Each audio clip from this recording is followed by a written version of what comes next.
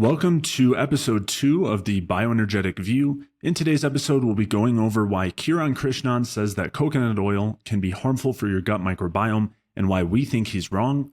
We'll be talking about Morley Robbins' perspective that the thyroid does not run the body and whether we agree. We'll be discussing Josh and Jeanne Rubin's, the Real Food Gangsta's, claims that the adrenals regulate the thyroid. And we'll be talking about Aragon's perspective that seed oils are not harmful, as well as the importance of gut motility and getting the right blood work. As always, let us know what you think in the comments. And with that, let's jump right in. Okay, a Bioenergetic View, episode number 2 with Mike Fave and Jay Feldman. Mike, how is the Philippines? The Philippines is the same as usual, nice and sunny, nice and hot. And you're bathing in a tub of longans and lychees. Is that right?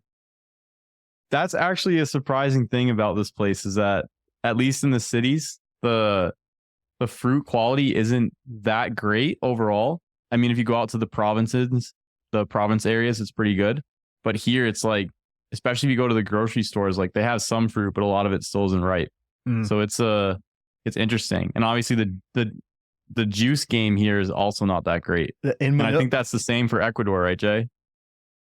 The juice isn't great, but the fruit is all good and fresh and ripe. I'm surprised to hear you say that because I know when we were in Costa Rica, I mean, everything was ripe. We had a lot of like the rambutans and, fresh watermelon, mangoes, dragon fruit, really good orange juice, like some of the best orange juice I've ever had there. So I'm surprised to hear that. Do you think maybe Mike, you're just too much of a gringo and you can't really figure it out?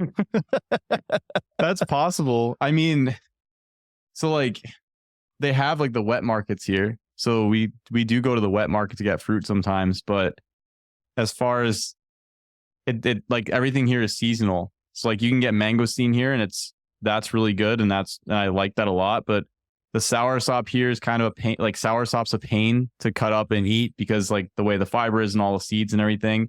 The bananas are always good. Most times the papayas aren't 100% ripe. They're like hard. They're not really like ready to go, which is a bit disappointing. And then the pineapples are good here, but they go bad in like one day. Like one day it's not good and you have like a couple hours it's ripe. So yeah, I think during the like earlier in the summer it was better.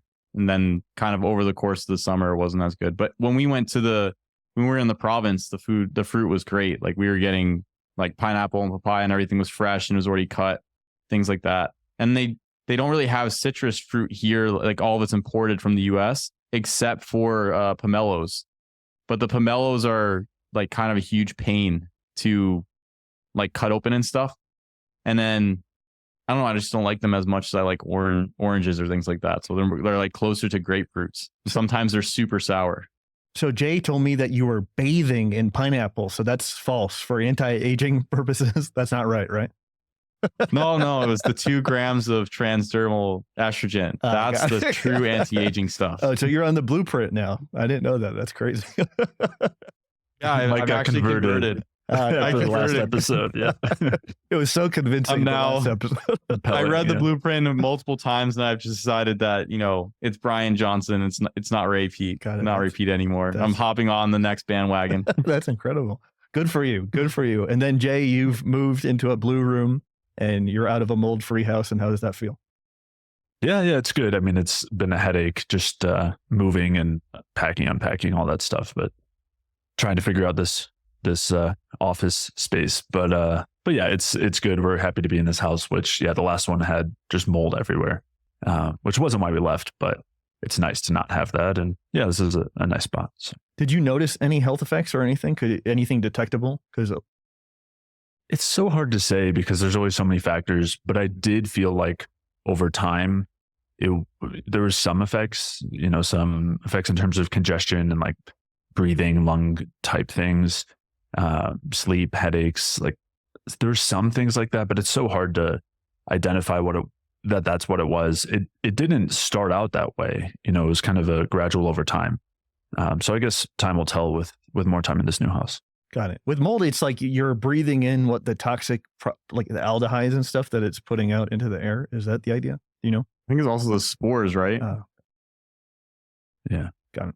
For me, I get brain fog like very fast when I'm in mold. My relative's house here, the bottom floor has mold problems. Like as soon as you walk in, you smell the earth and you know that it's moldy in there and it's like damp, like super wet. And every time I'm in there, like I start getting brain foggy. If I'm in there for more than a couple minutes, like a couple hours or so, I start to really feel like sometimes we have dinners there. Nothing a pineapple bath won't cure, but we'll have to move on. Okay, we'll get to anything else before we move on, guys? No? Okay, let's get to the around the internet. And the first video we're going to comment on is Nutrition with Judy. And she's talking to Kiran Krishnan, who's a mega spore biotic fame. And they're talking about why you shouldn't consume coconut oil. A little bit about coconut oil. I know that, you've mentioned that coconut oil, even MCT oils, may not be beneficial for the gut microbiome. It's such a revered food lately, with ancestral foods, the high fat in it. Can you talk about why it may not be like such a good fat and oil to use? Yeah, and it's a combination of both the type of fatty acid and the effects that it has. Obviously, the lauric acid and all that are really strong antimicrobials. So coconut oils kill bacteria in an amazing way. They're powerful antimicrobials, and when you consume them, they will act like antimicrobials in your gut. So it's going to kill off more bacteria during the digestive process and release more of that LPS, right? And because it has such a high concentration of fat, your body produces something called lipid rafts to go through the gut lining and pull that nutrient fat into the circulatory system. And because it's doing that, the LPS, the endotoxin, is also a fatty acid. Yeah, go for it. So it accidentally also pulls in a bunch of endotoxins. Go for it. So I think it might be helpful just to do it in like minute chunks because there's so many different points that he brings up. Yeah. Are you cool with that, or do you want to go through the whole thing? No, I mean, go for it. Okay. So, I mean, just like the 2 points he's made so far. The first is that coconut oil is a powerful antimicrobial and as such is going to kill bacteria and lead to the release of LPS. I think we would all mostly agree with that, except powerful, I think, is a little bit of a stretch. I think it's pretty mild as an antimicrobial. I mean, most things that we consume that are natural, so to speak, whether we're talking about different forms of saturated fats, we're talking about coconut oil, we're talking about polyphenols in fruits or cooked vegetables or anything like that, those all have gentle antimicrobial effects. It's not the equivalent of taking an antibiotic or some sort of supplement that's like a more intense antimicrobial. So that's just something to consider. It's not like this is causing it shouldn't be causing major die-off effects if you're using a teaspoon or two of coconut oil.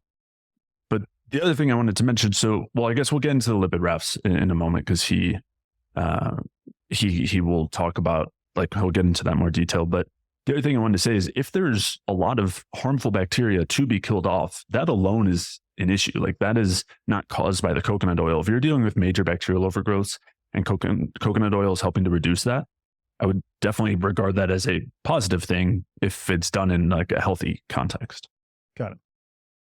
So just before you continue, Dad. Yeah. Go on. Yeah. The other thing I want to mention is that coconut oil is absorbed really high up in the intestine. So like we're talking in the stomach and the duodenum, which is the earliest portions of the small intestine. The bacterial counts in those areas should not be high. You shouldn't really have a large volume of microbes living in those particular areas of the intestine because they're dedicated towards absorption. The area where you're going to see larger amounts of bacteria is going to be towards like the ileum, which is the last portion of the small intestine, and then inside the colon. Coconut oil really shouldn't be making it so far down in that direction overall, especially because it's a large portion of it. It is medium chain triglycerides or medium chain fats, which are absorbed through like a passive fashion. They don't necessarily need to form a chylomicron or a lipid raft and then move across the intestinal barrier. They don't need the bile acids. So in that situation, to make an argument, at least when I'm looking at this, to make an argument that coconut oil disturbs the microbiome is kind of questionable because it shouldn't even be making it so far down into the colon. Particularly if you're going to be like on a high fat carnivore diet with very minimal fiber and things like that, and you're having large volumes of coconut oil, perhaps maybe. But in the context of a normal diet, I think that would be less of an issue overall. So yeah, that was the first thing from my perspective where I was like, okay, it depends on where we're talking. Got it. So not only is it causing more release of endotoxin, it's also causing more absorption of the endotoxin beyond the leaking through. So there's a couple of studies now that are shown, that are published, of all of the sources of fat, and that coconut oil has the most endotoxic effect. So it's not just a hypothesis. It's shown in published clinical trials that it causes more inflammatory leaky gut than any other fat there is. Okay, can you pause there? Yeah. So there's two things I want to mention here. One, leaky gut is very different from the endotoxin absorption that's occurring in response to the lauric acid in the coconut oil. So there are these studies, and he talks a bit more about this. I'm sure we'll dig into it more, but there are these studies showing that lauric acid relative to unsaturated fats. It's not like you have studies looking at all different types of saturated fats, and rather I think this is going to be pretty similar throughout all different saturated fatty acids. I don't think this is going to be unique to lauric acid in the coconut oil. However, in this study is looking at lauric acid from coconut oil, what it does is it increases the absorption of endotoxin, but it's not by causing intestinal permeability.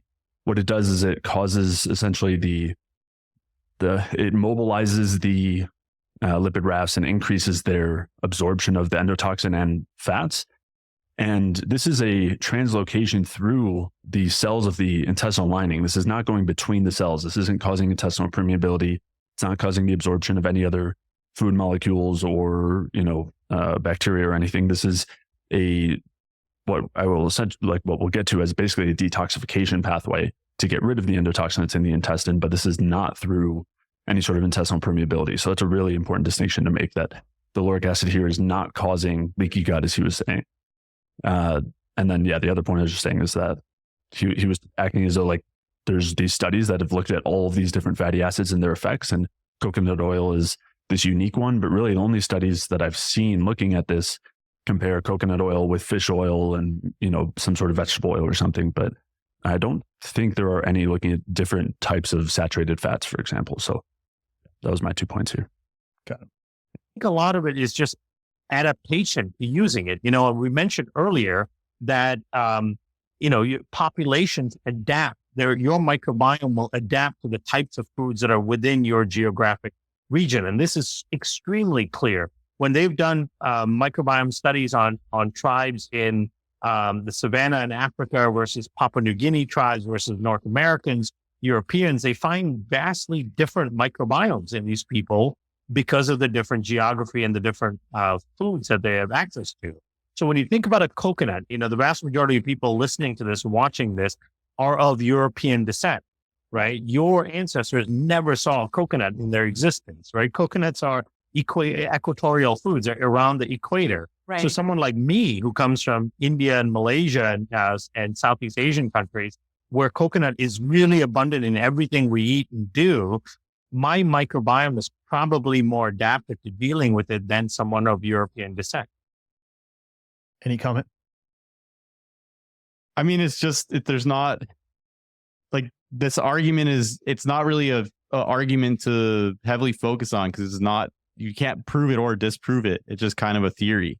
So it's, you could say whatever you want with this specific argument. I mean, but I think that some people from European descent have problems with coconut products? Yes, but I don't think it's just because there's European. I think there's also quite a few European people who do fine with coconut products as well. And then I don't think there's any argumentation against the idea that the foods that you're eating and on a regular basis are adjusting your microbiome. I think that is relatively clear and understood, right? And I mean, you see that with clients coming from a carnivore diet, doing stool tests, and then going on bioenergetic, or coming from plant-based or things like that. I think this piece of the argument is tangential overall.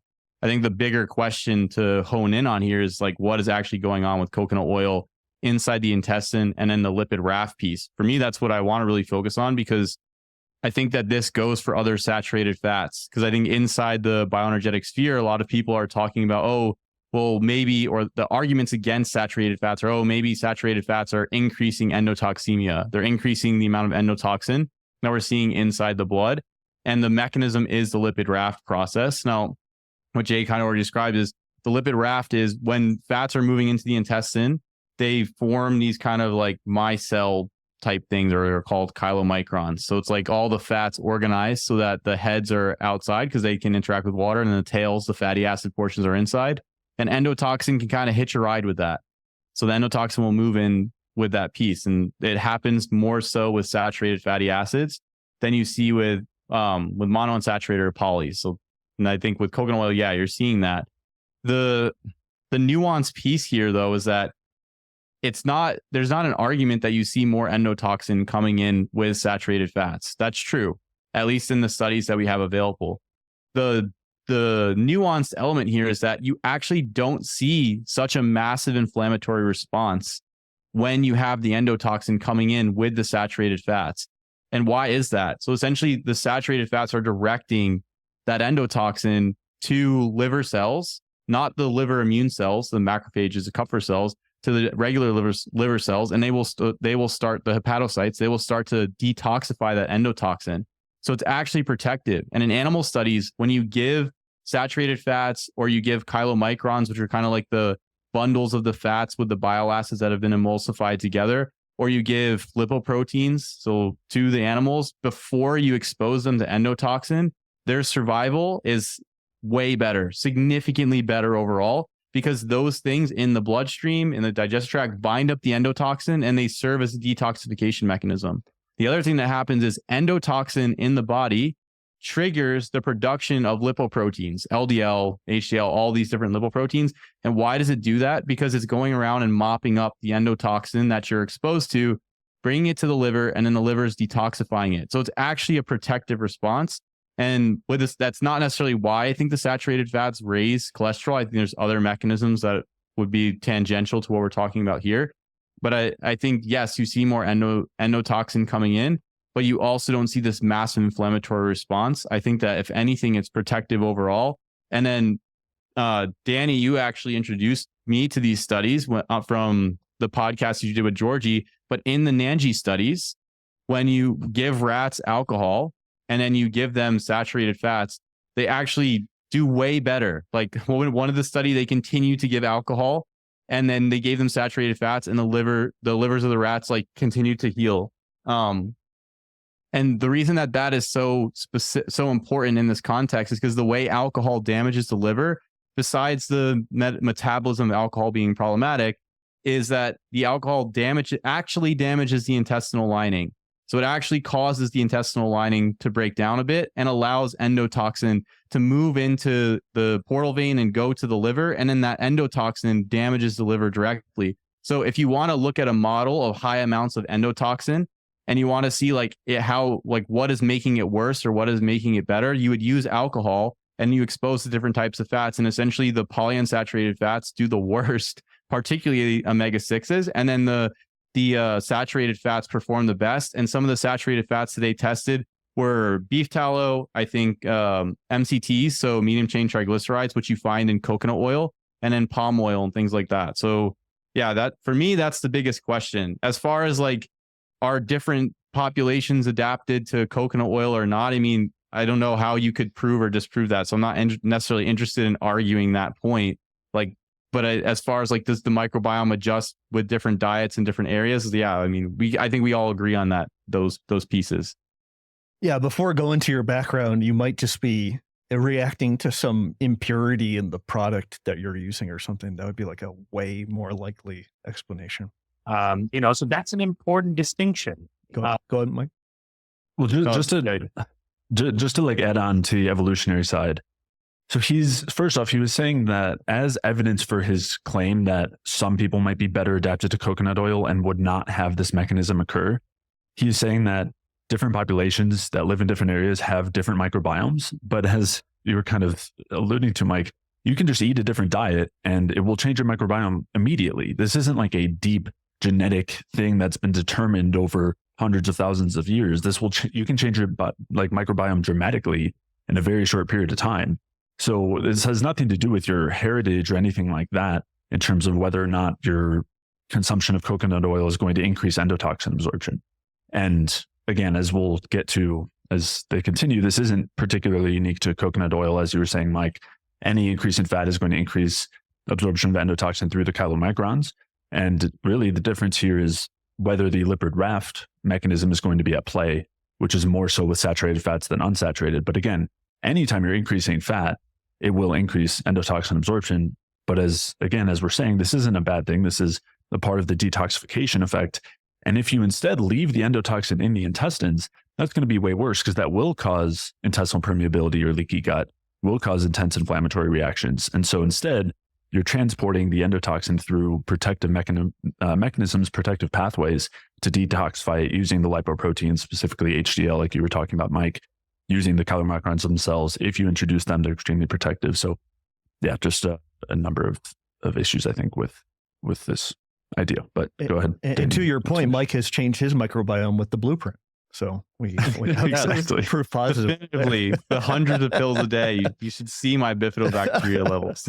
Good for Danny, before you start, I do want to just mention one more thing, is that the medium chain triglycerides, and this is something that I think is a good distinction to make, is important. I'm pretty sure the medium chain triglycerides don't really form the lipid rafts as much as the longer chain fats like palmitic acid. He's going to get to that in a second, Mike, if you want to let him, because he talks about that, right? Because she asked about MCT oil. Yeah, go ahead. In the ideas, maybe if enough Americans eat coconut all the time, the next couple of generations will be better adapted to it. But we do know that when you're ill adapted to a food, it can have deleterious effects, especially when it's a powerful antimicrobial. And then the MCT oils, because a lot of people drink those coffees with the MCT oil. It doesn't have the same effects as just true coconut oil. So when I first started looking at it, my thinking was it may not, because coconut oil in itself has the long chain fatty acids. Long chain fatty acids tend to be very antimicrobial. But now there's more data coming out showing that the medium chain fatty acids also are powerful antimicrobials. So my guess is they probably would. Now, one thing that saves the medium chain fatty acids is they are what we call direct oils, meaning they're directly absorbed into the system rather than done so through lipid carriers in large flow. So they may reduce the amount of inadvertent bringing in of LPS because they don't use lipid rafts the same way as long chain fatty acids do. So my intelligent guess would be, and I have not seen studies comparing the two yet, but my intelligent guess would be that the MCT would be better, but it would probably still cause some die-off and some increase in endotoxemia. Final thoughts? Yeah. I mean, that's the point I was going to get to, is that like if you're not having coconut oil, if you're having butter, if you're having beef tallow, if you're having chocolate, if you're having any fat that has any type of saturated component in it, which is almost every single fat, because most fats aren't just one type of fat, whether mono, poly, or saturated, you're going to have some formation of lipid rafts. There's going to be a question of how much.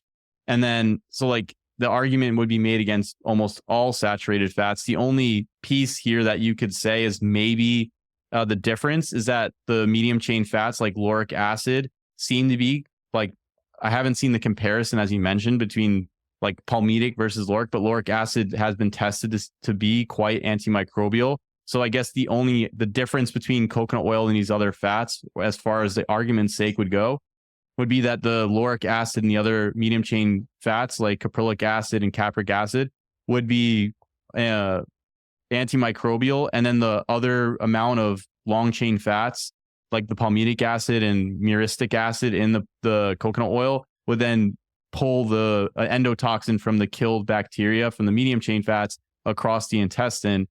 But I think that, I don't know, I'm not convinced of that, especially because the medium chain fats, as you mentioned, are like passively diffuse, and they diffuse higher up inside the stomach and the small intestine, where you shouldn't have large counts of bacteria overall. So yeah, I think that's less like, I don't see that as a necessary worry with the coconut oil. The other thing is inside studies with medium chain triglycerides, they actually see beneficial effects inside some of the animal studies on the microbiome and on obesity and things along those lines, and on endotoxin levels from the modulation inside the gut microbiome, and like effects on the liver and all type of stuff. So I don't think that it's that's the specific mechanism of why somebody would necessarily have a bad reaction to coconut oil overall. It's just because this endotoxin response. Yeah, another thing I want to throw in there. So he's mentioned this a couple of times, that this antimicrobial effect is increasing endotoxin, as if that's a problem. And I just want to reiterate, I mean, I guess if you have a major bacterial overgrowth and you're accidentally killing it off, you might want to be aware that that could increase endotoxin. But as I was saying, for one, a lot of different foods have antimicrobial effects. And for two, if you are getting that much of an effect from a product like coconut oil that you're just using in your food, that means you probably have a pretty messed up microbiome. Like, it's not in a good spot.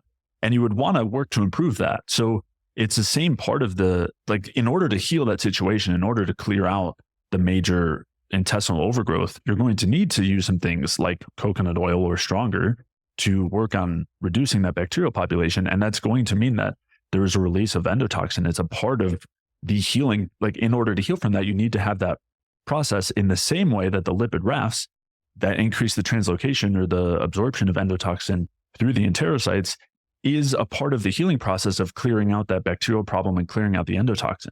So I think it's just a complete flip in terms of the perspective, and just this, we're kind of myopically looking at endotoxin going from the gut to the bloodstream without recognizing that there are very different major differences between that happening due to increases in infection, increases in bacterial overgrowth, intestinal permeability versus detoxification pathways. So that's one thing that I think is really important to note. And then one other kind of closing thought, just coming back to those NANGI studies that you mentioned, Mike, one thing that's really noteworthy in these studies looking at the lauric acid from coconut oil increasing lipid raft activity and mobility is that the omega-3s have the opposite effect. So the omega-3s decrease endotoxin absorption through these means.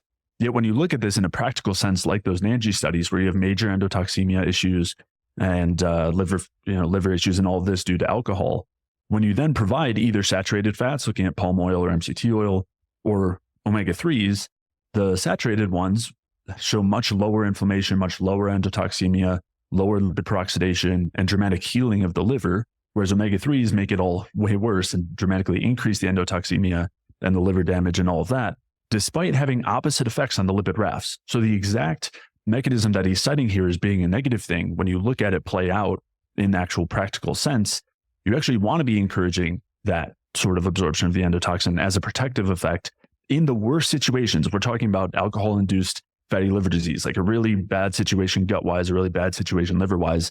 And despite that situation, the saturated fats are extremely protective, even though they increase the lipid rafts. And I guess I would say it's partially because of that. It's partially because they encourage this sort of detoxification pathway, in addition to protecting against lipid peroxidation and all of the other effects, the antimicrobial effects, all of that. So yeah, I think it's, I'll leave it at that. Mike, go ahead. Yeah. There's a couple other things I want to mention with this too. So besides the lipid raft effect, that just getting into like saturated versus polyunsaturated, there are studies looking at giving rats corn oil versus coconut oil diets that were like 1% corn oil, I think 1%, 3%, and 20% corn oil. And then the rest was coconut oil. The coconut oil fed rats, and they were exposing them to lethal doses of endotoxin or sublethal doses of endotoxin.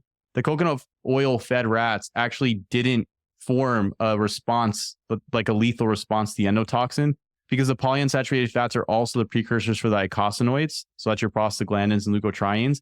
And so if the diet it has a higher amount of saturated, monounsaturated fats that don't produce the eicosanoids, you also won't get the inflammatory response. So it's like there's another layer of benefit. And then on top of the fact that you have this detoxification protective effect in response to endotoxin, then you also don't have this substrate for tons of inflammatory mediators. And then on top of that, you also don't get the heavy amount of lipid peroxidation. So when you're looking inside the progression from a fatty liver disease all the way to cirrhosis, they call it a multiple hit model, because a lot of people have fatty livers and they're fine. They never progress to like an inflammation and then a cirrhosis, a scarring of the liver. What changes that is if you then add a ton of polyunsaturated fatty acids on top of multiple liver insults, whether alcohol or endotoxin or things like that, what you start to find is that now you get tons of lipid peroxidation, and then you start moving towards fibrosis and inflammation of the liver. So that's a worsening progression. So the saturated fats can actually protect against that because they don't peroxidize very easily compared to the polyunsaturated fats. So you have 3 protective mechanisms from the saturated fats.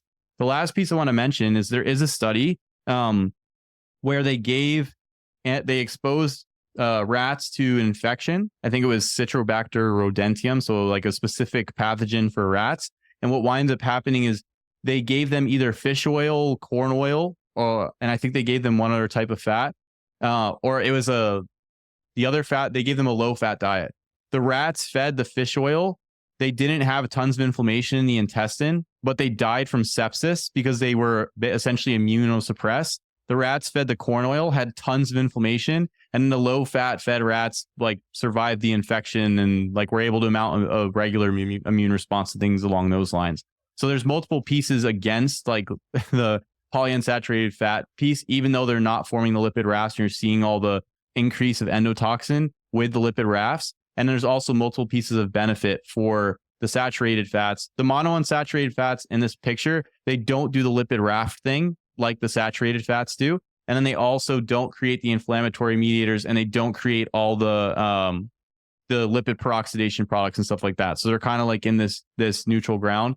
The one thing I do want to add to this overall picture is people can still not have a good reaction to coconut oil or some of the other saturated fats.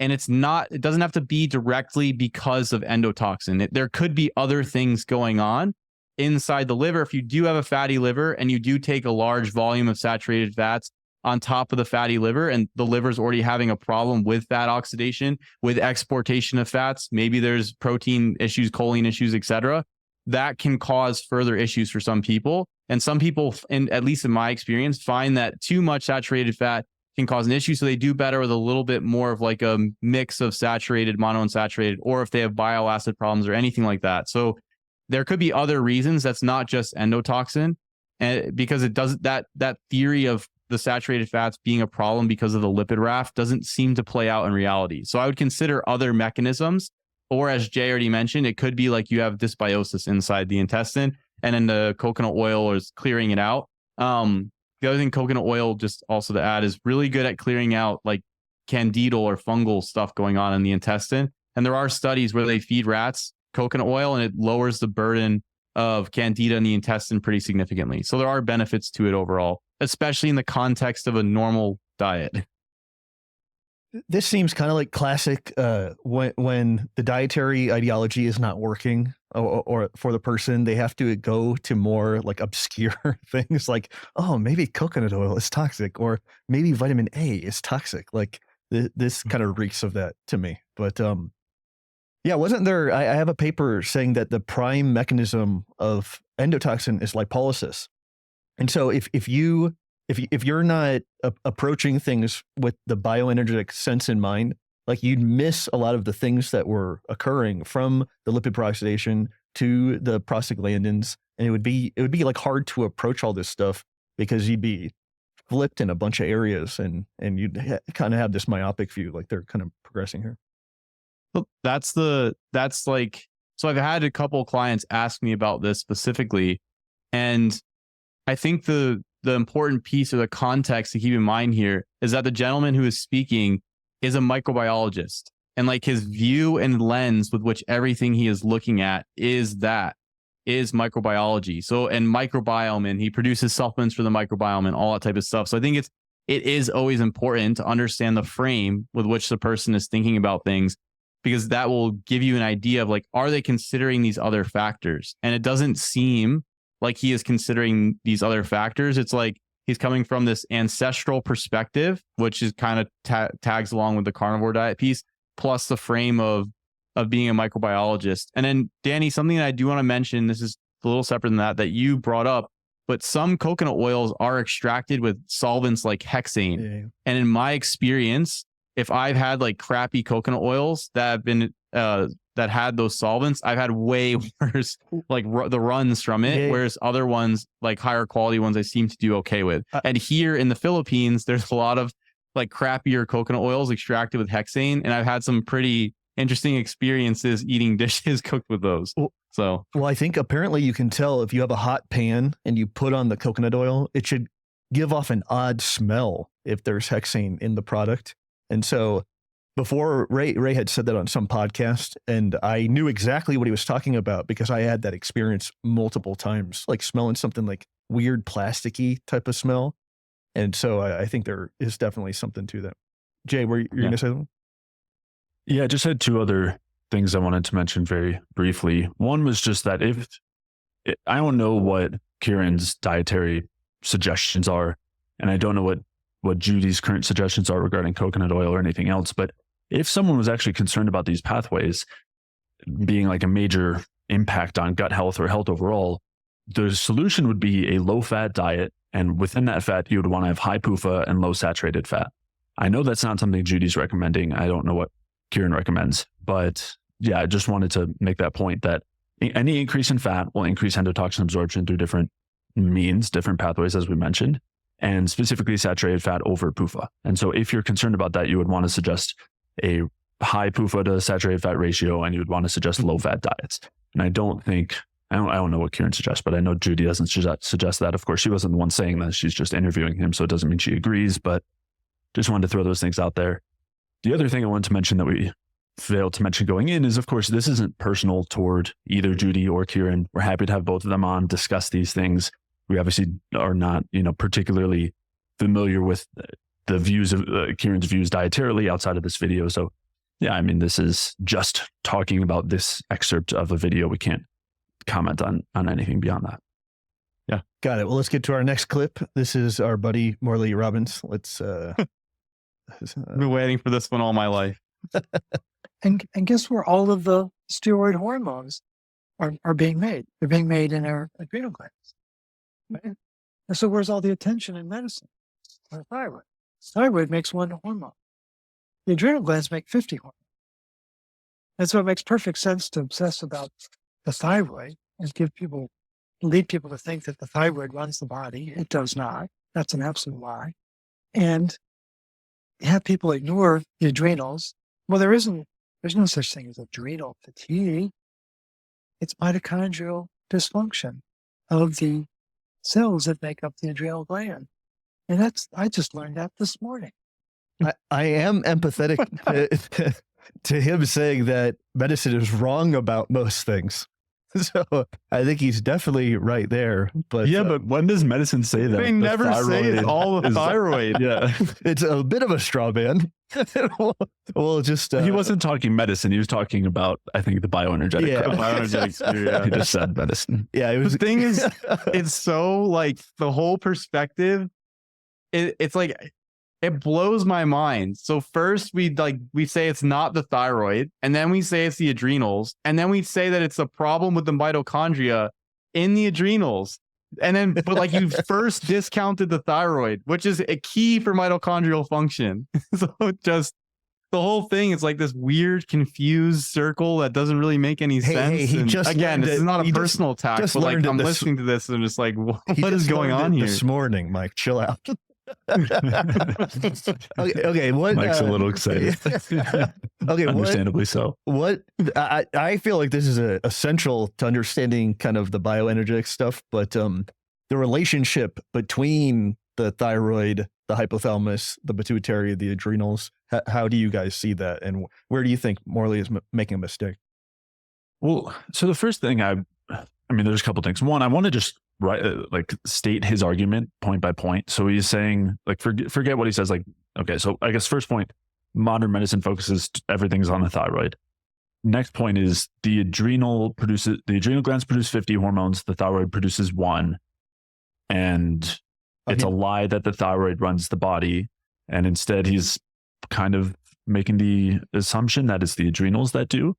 But within the adrenals, there's nothing to do with adrenal fatigue. It's mitochondrial dysfunction. So that's like our points that we have here.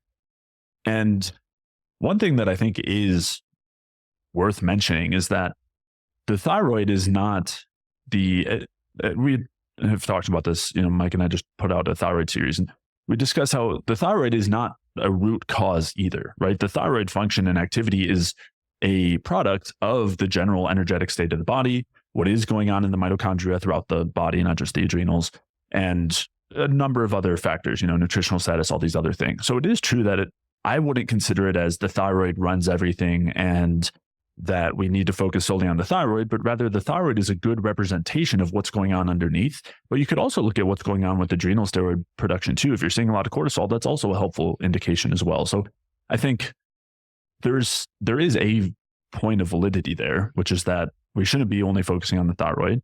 I think the other point is we shouldn't be focusing on any organ function, because we want to consider what's actually going on those underlying levels, and the signals and everything on top of that will be shown through hormone production. And looking at the thyroid activity is really helpful.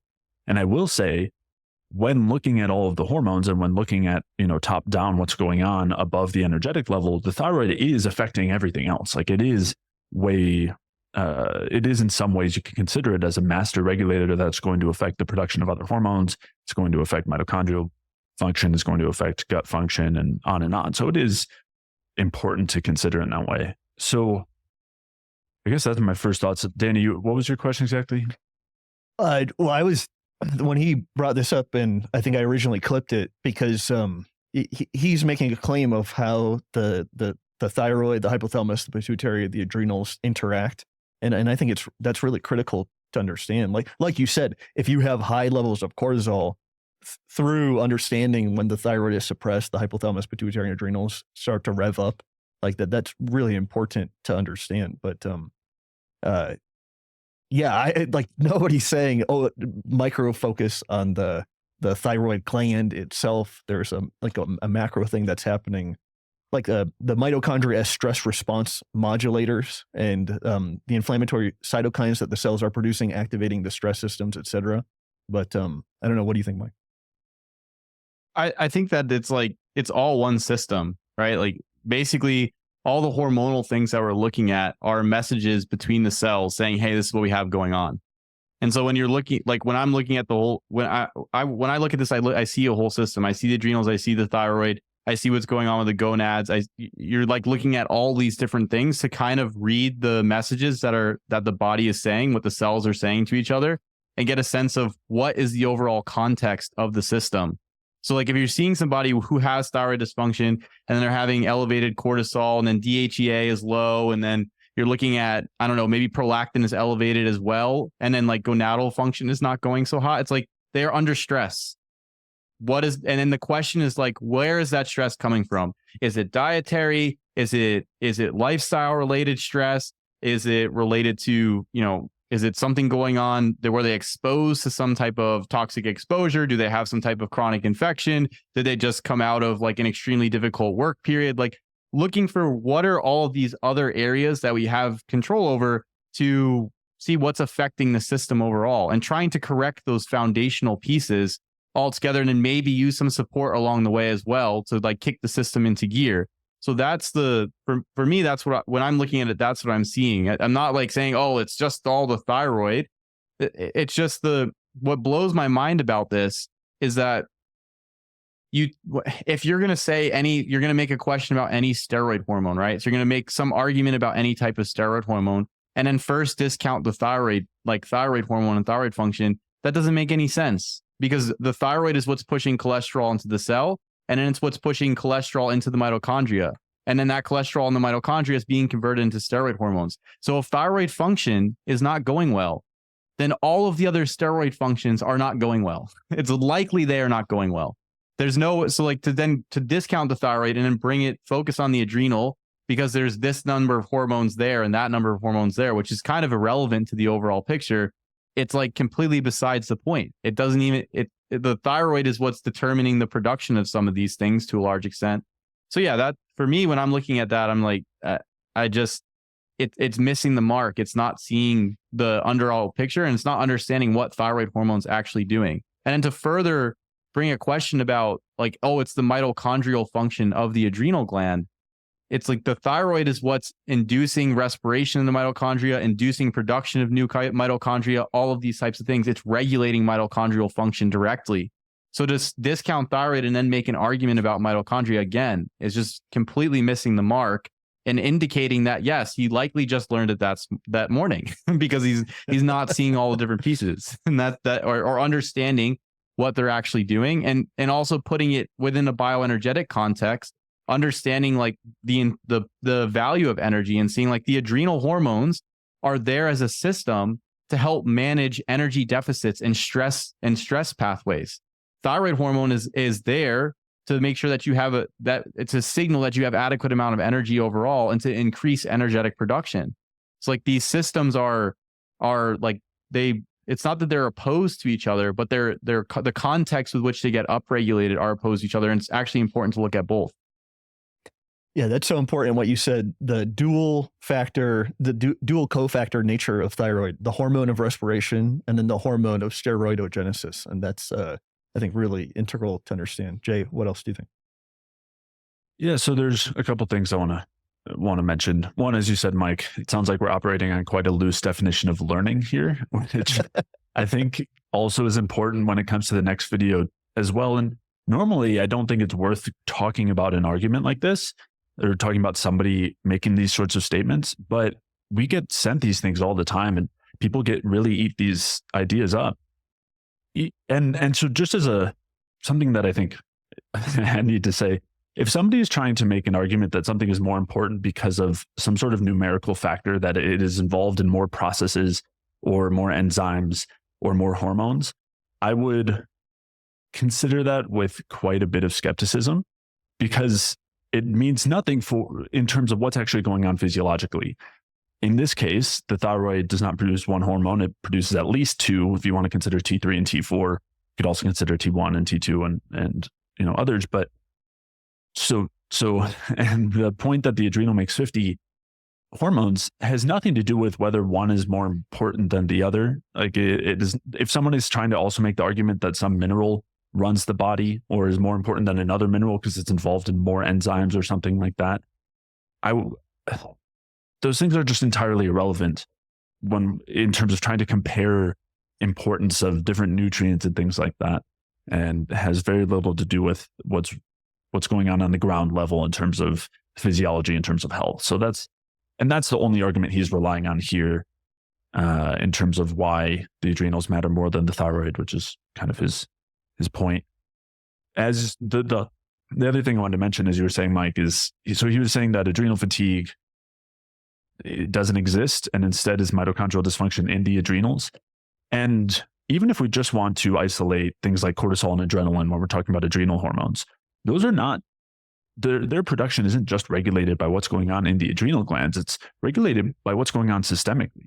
If your blood sugar is low, if your muscles are running out of fuel or aren't producing energy well, or your liver, wherever else, or considering all the other hormones, that are like ACTH and things like that are going to affect adrenal output. Like those things are all, again, I don't think we like the characterization or idea of adrenal fatigue either, but to then isolate it to mitochondrial dysfunction in the adrenal glands themselves is, again, entirely missing the point of what's actually going on in the human system inside the body. I mean, this is the way that a lot of these sorts of arguments are made, is it's a myopic, reductionist look at what's happening in this organ, and this organ's more important than that organ, and look at how this mineral is involved in all these processes. And again, we're totally losing sight of the big picture and how these things are actually relevant. And yeah, this sort of argument, I think, is the perfect example of that. Yeah, even the research. Go ahead, Danny. Go ahead. I was going to say, just to go a little bit further, like when a person has lower thyroid function and they're under the duress of constant stress, the layers of the adrenal glands will erode over time, right? So like the outer layer produces like DHEA and progesterone, I think, and then maybe the inner more layers can produce aldosterone and cortisol. And so I think the capsule is like eroding over time under intense stress, but that's not the same as adrenal fatigue, because when I was talking to a naturopath a long time ago, he read a book called William Jeffries' Safe Uses of Cortisol, and it was like his Bible. And when he found that I had high cortisol, he tried to prescribe me Cortef, or he did prescribe me Cortef. And the whole idea was to let my adrenals rest. But the sad thing was I was freezing cold at the time, and I think my pulse was like 40 or 50 or something. So it's just, so I definitely familiar with the idea of adrenal fatigue, but I mean, even Morley is saying that it's wrong, but go ahead. Well, the thing too is that you're saying, Danny, that I want to highlight specifically is that the layers that produce DHEA do erode, but the layers that produce cortisol don't actually really erode that much into old age. So what you wind up getting is unopposed cortisol as you age, unopposed glucocorticoids, unopposed mineralocorticoids, so aldosterone and cortisol. Now, the thing about DHEA is DHEA directly opposes many of the negative effects of cortisol. So when you're under stress and your body is releasing cortisol, it's also releasing DHEA. So it's basically you have both these hormones. The cortisol goes and kind of mobilizes resources, lowers inflammation through your immune suppression mechanism. And then DHEA kind of like prevents it from getting too far, right? Creating too much damage. It's like this nice backstop. It's a protective mechanism. But as you get older, you don't have that anymore. So you just release cortisol, you start shredding your tissues up, you start like moving towards immunosuppression. And that's why some of the authors that Pete cites talks about like the aging process being characterized by like the glucocorticoids and the adrenal hormones overall. So like optimizing for those is not ideal, especially coming from the bioenergetic context. When you're looking at them as like, they are literally the hormones of stress. They are there for all the scenarios that you mentioned, Jay, to basically, if the body doesn't have enough energy at that moment, or it has an extreme demand, whatever that is, to like meet that challenge. And the problem is long-term upregulation of that damages other tissues, because it's basically like it will shift resources to the important tissues. It'll remove resources from the less important tissues like the gonads and like the digestive tract. And then it's like it releasing resources from stores of the body. So you are breaking down the body. This is directly opposed to Ray's hypothesis of energy and structure interdependent at every level, or it's the antithesis of it, right? So it's essentially, let's break down our structure so that we can provide this energy. And it's like, now you don't have more structure to produce or garner energy because you're constantly breaking it down with these hormones. So that, yeah, it's like, I don't think focusing on the adrenals or like the adrenal fatigue piece is key. I think if anything, when you're looking at the adrenal fatigue stuff, you're seeing like somebody who has been chronically stressed out. And it's almost like in Hans Selye's general adaptation syndrome, they are at that fatigue point, but it doesn't necessarily mean that they have adrenal fatigue. It's like entire body fatigue from running on these adaptive pathways and corrupting the metabolism along the way. And Jay, you and I recently released the episode talking about the effects of the stress hormones in the mitochondria, where acute exposure to stress will raise adrenaline, raise cortisol, and then those actually can stimulate mitochondrial biogenesis and upregulate fatty acid oxidation inside the mitochondria of the cells. But if that goes on at too high a level or for too long, then what happens is the mitochondria just degrade. Like they literally break down. They become, and then they have to undergo mitophagy, so they break apart, and then you basically have no energy production. And I think that's what you're seeing with the fatigue piece, and the mitochondria being actually like a really key element of this, which goes back to the central point of energy being central to everything that you have going on in the cell. And that's such a contrast too from, again, zooming out, like the idea of energy being a driver of health in comparison to a model of health where you're trying to determine what gland or hormone or mineral or vitamin is more important than the other or than another. What an odd way to consider health. Like what question are we answering here? Which gland is more important? Like what is that? Like, you know, like which mineral is more important, magnesium or zinc? Like what are we talking about here? Like this is such an odd conversation to be having or question to be asking. Like, what is this view of health that we're talking about? Well, that's why we just need to talk about insulin and blood glucose. Those are actually the most important things. Right. Yeah. Evil glucagon. Yeah. Yes. I think the goal is like, you know, what you guys are getting at is to kind of like incorporate everything together and understand that like all of the nutrients are needed to some, like in some amounts and for the system to function. And there are some things that are problematic, like what we were talking about with endotoxin being directly antithetical to energetic function through driving lipolysis, like you mentioned, Danny. So it's not like it's just the microbiome, or it's just the adrenal glands, or it's just the thyroid, or it's just that it's like iron is the devil and you need all this copper, or vitamin D is is rat poison or something like that. It's like you want to see all of these things. So like when you're looking at vitamin D, you're looking like, where's your vitamin D? Where's your calcium? Where's your parathyroid hormone? What is your status for your calcium status for bone, for all this type of stuff? What is your status in terms of stress and versus energetic production? So what's going on with the adrenal glands? What's going on with thyroid? What's going on with gonads? And then you're looking at what's going on with gut function. If there are problems there, is that creating endotoxin? And you're basically trying to figure out like, where are the chinks in the system?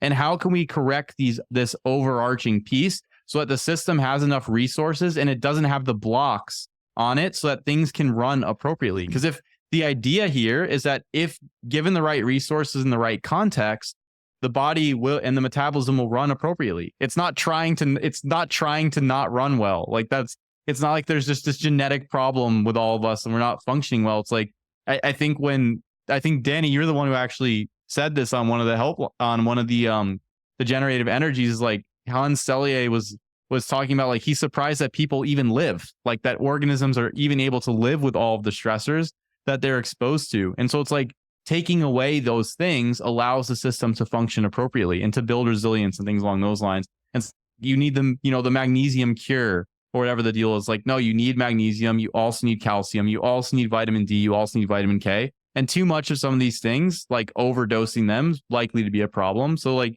that's the thing, is like putting it comprehensively and understanding all the pieces of the system and seeing where the chinks are. Yeah, well said. That was Albert St. Georgi said that.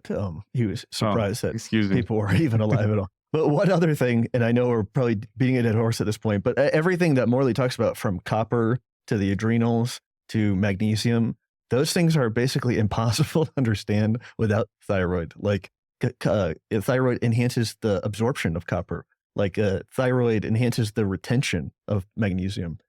Thyroid downregulates the need to use your adrenals.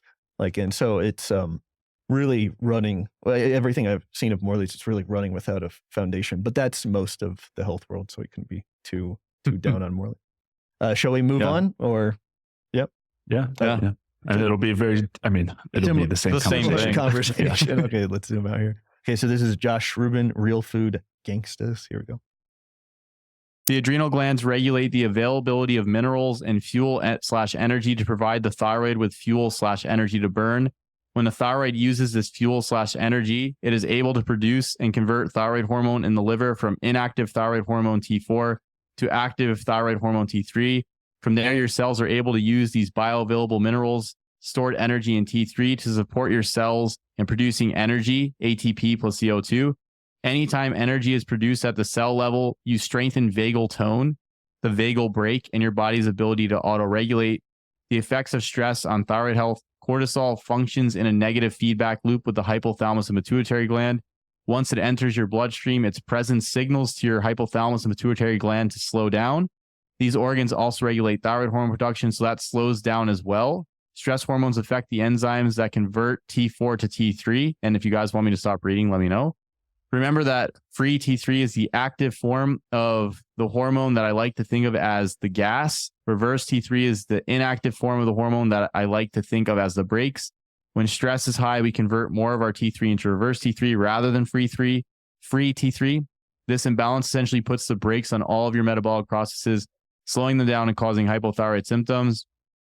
Also released during chronic stress are immune cells called cytokines. These make thyroid receptors less sensitive to thyroid hormone, which means you are taking thyroid medication. Thyroid levels are normal, but you're still suffering hyposymptoms. Cause excess estrogen to accumulate. This excess increases thyroid binding globulin, which is a protein that allows thyroid hormone to travel through the blood.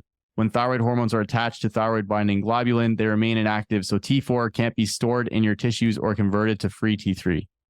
Wow, that was like a weird hodgepodge of ideas that were contradictory to each other in the same statement. I mean, the basic thing is that the glands regulate the availability of minerals and fuel energy to provide the thyroid with fuel energy to burn. That's like that's the main thing, right? Yeah. And then the other thing she was talking about, like he was trying to, the idea with the later things is that the cytokines and cortisol and whatnot are also some like related to or regulated by the adrenal glands. But yeah, I guess we'll get to that second. So yeah, the first idea, the adrenal glands regulate the availability of minerals and fuel/energy to provide the thyroid with fuel/energy to burn, and that this is then going to allow the thyroid to produce the hormones. So first, I mean, a couple of things that come to mind here. One is the adrenal glands are not the primary regulators of the availability of minerals and fuel or energy.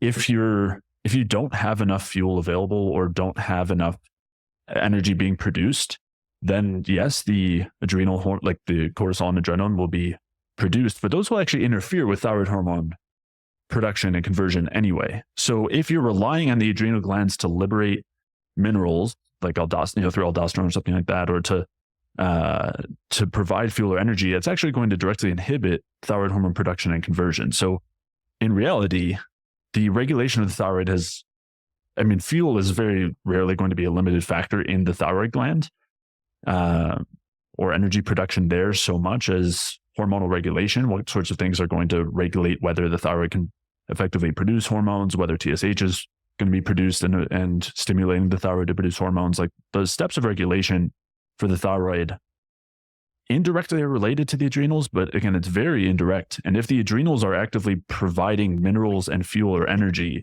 that's going to directly interfere with the processes that regulate or allow for thyroid hormone to be produced. So I think that statement is just, but also completely opposite. It's completely opposite. But also by increasing things like parathyroid hormone to break down your skeleton to provide them, like in a catabolic process, right? Right. Yeah. You should not be wasting getting your calcium potassium through parathyroid hormone. Yeah. Well, and you'd be wasting your potassium because you'd be upregulating aldosterone to retain sodium. If anything, this makes zero sense. Why would the body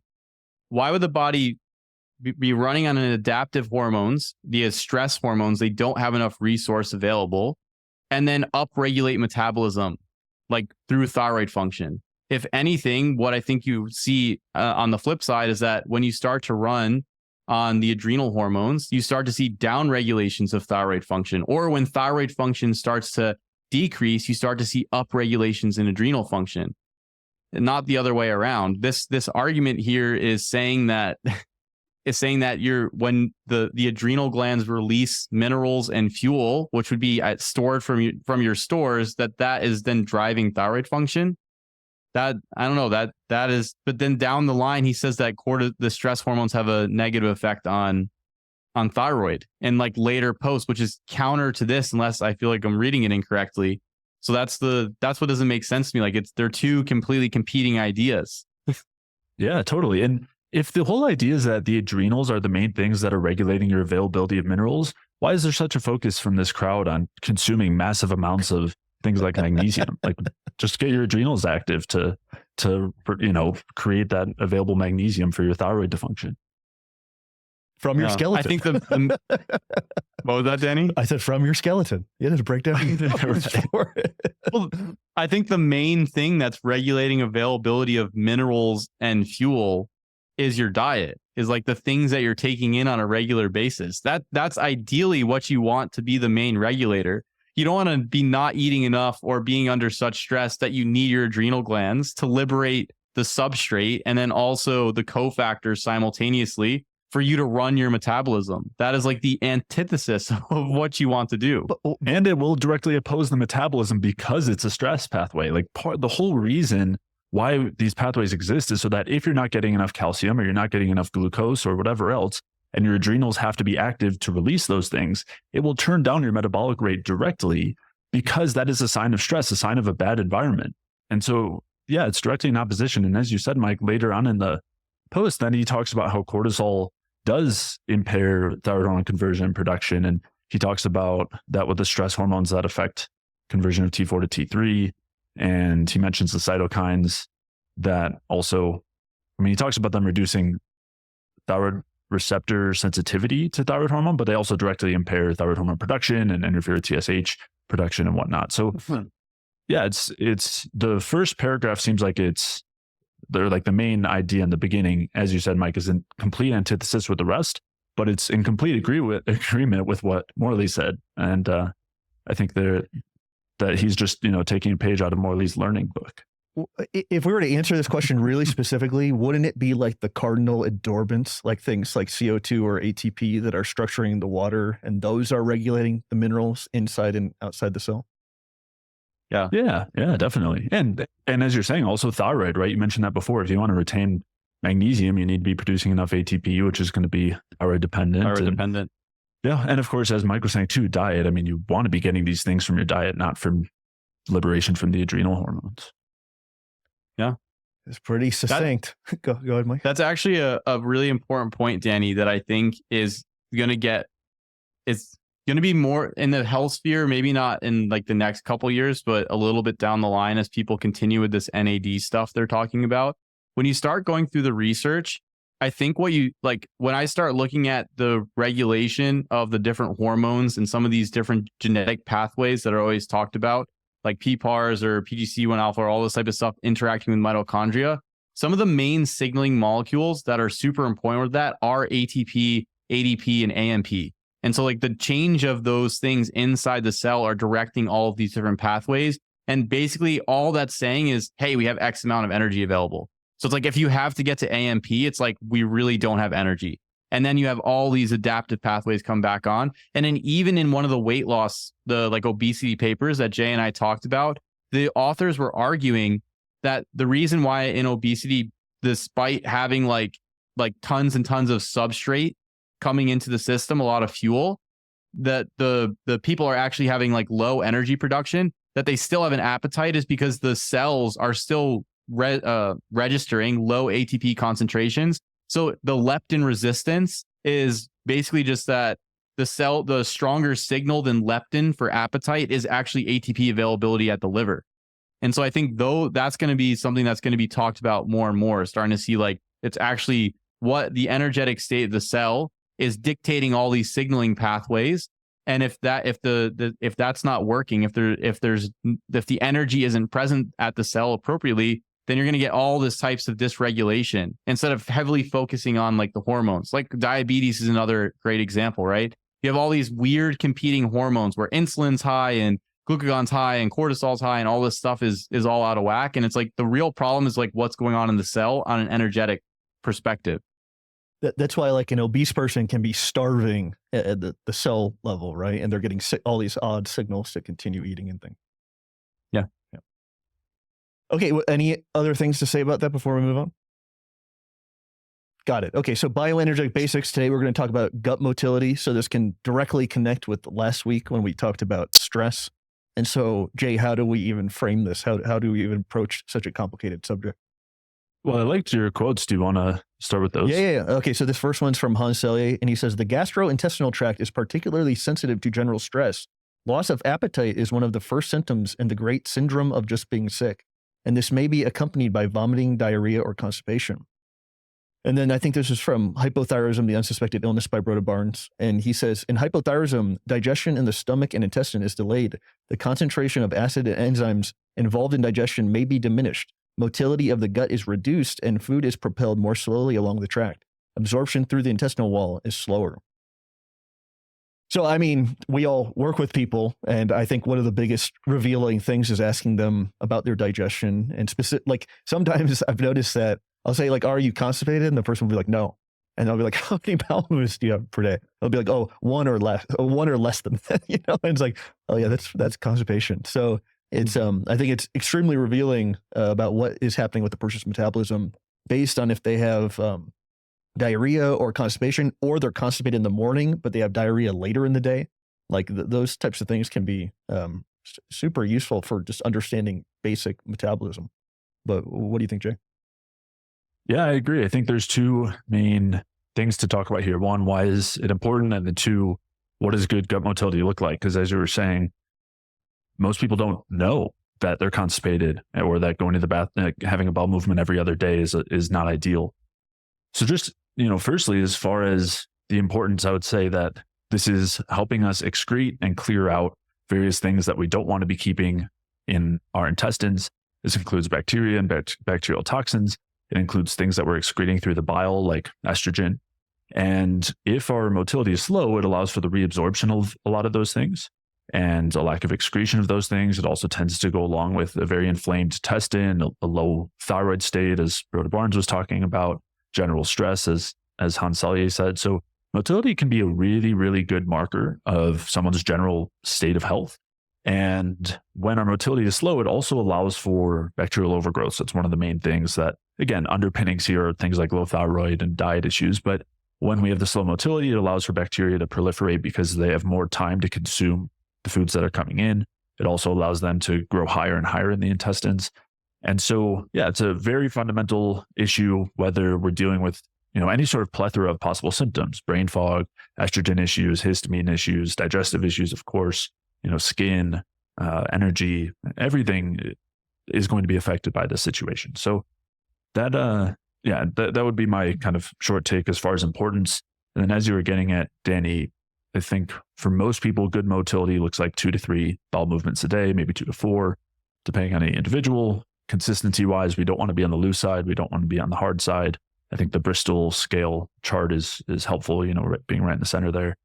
And I think this is, as you were mentioning, something that's an extremely common issue and a pretty fundamental one. On the blueprint, Mike says he's getting 16 bowel movements per day. What do you think about that, Jeff? Is that too many, do you think? I don't know. I think that was in the that was in the optimal category, Danny. That was an optimal value, That's the wild. cholesterol at 85. 16 total. Solid bowel movements per day. Anything less than that is degeneration. Yeah. Oh, well, I just add into this. So approaching a bowel issue with a person, how do you guys generally do that? Is it normally, obviously, like controlling the food intake would be the first place to start to make sure the person wasn't eating anything horribly irritating.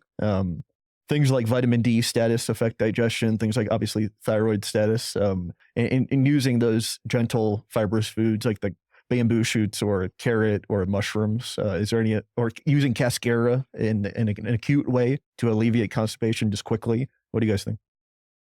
I think that there's a couple things that I see problematic or that cause problems digestively for people. And I'm going to kind of break it apart based on the different dietary ideologies, because I think that's where I see a lot of people come with really significant issues. So the first one is with carnivore diets or keto diets or low carb, high fat diets.